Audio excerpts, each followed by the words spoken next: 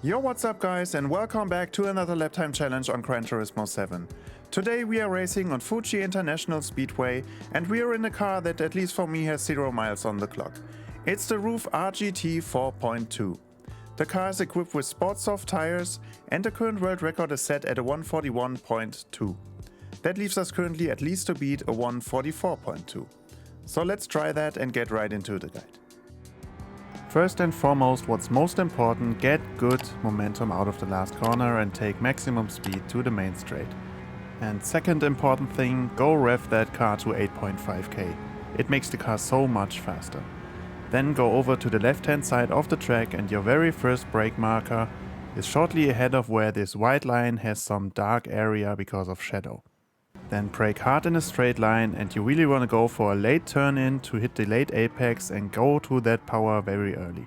So let the car roll in second gear through this corner and then flat out immediately and again rev out to 8.5k, up to the fourth gear over to the right hand side of the track, up to fifth, and your next brake marker is shortly ahead of the 100 board on the right hand side.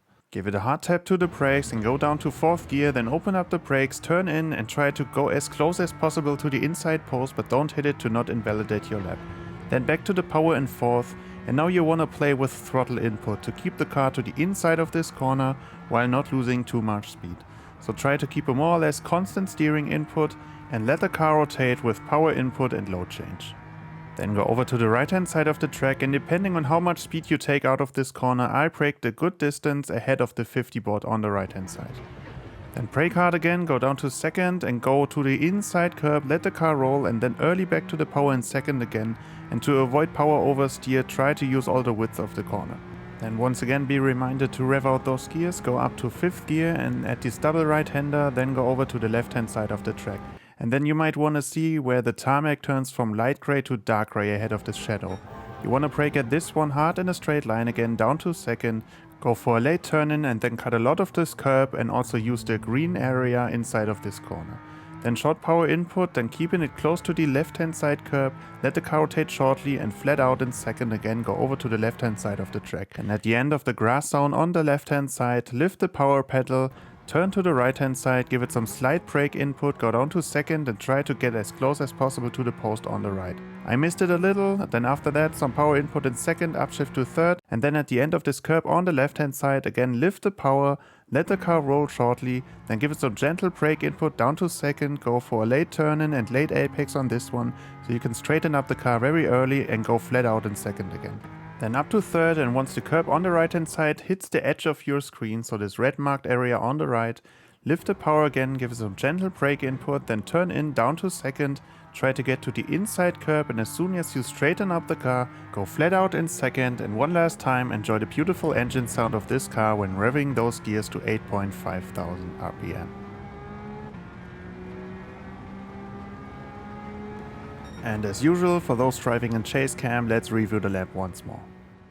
So going down the main straight and making sure you rev out those gears, go up to 6th gear over to the left hand side of the track and then you will find some dark spots on the white line on the left. That's your first brake marker to hit those brakes in a straight line, go down to second, late turn in, late apex and then flat out immediately once you straighten up the car.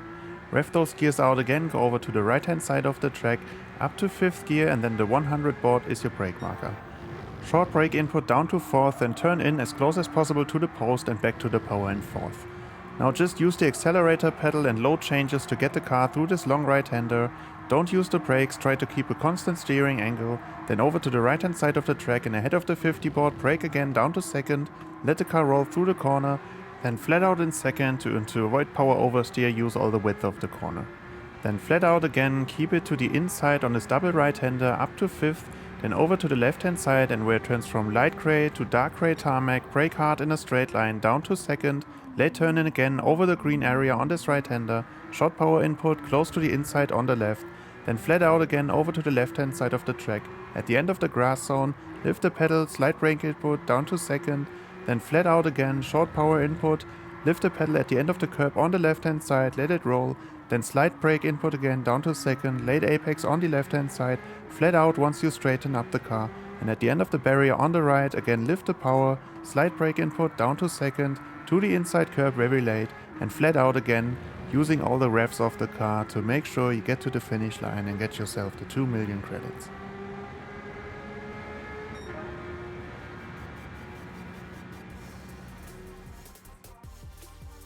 So what are my thoughts on this challenge? Being honest, when I first saw another street car challenge, I wasn't too happy about the new one.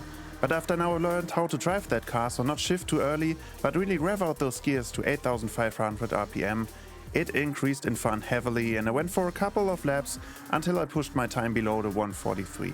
So 142.9, quite nice for me I think. But let me know in the comments how you think of this one and what time you were able to achieve. And as usual, if this guide helped you out, I'd be happy if you share, like and subscribe. And then I hope to see you guys in the next video. Thanks for watching again and bye bye.